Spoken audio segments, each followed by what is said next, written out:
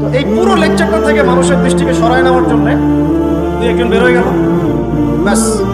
হ্যাঁ, গায়ে মারামের সাথে লাইভ করেছেন, দৃষ্টি হেফাজত করতে পারছেন না, অমুক তমুক এটা সেটা। বুঝলাম যে ভাই মনে করেন আমি একটা বড় অপরাধী করে ফেলেছি, মনে করেন। তা আপনার এই কথাটা ওই সময় কোথায় ছিল? তখন আমাদের হেফাজতের নেতৃবৃন্দ নকশা করত, তখন ওঠান নাই কেন?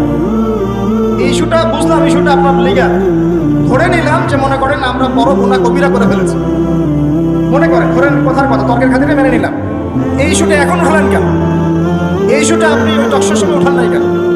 আল্লামা তাকি উসমানীও সাক্ষাৎকার দিয়েছেন সামনাসামনি, তখন বলেন নাই কেন?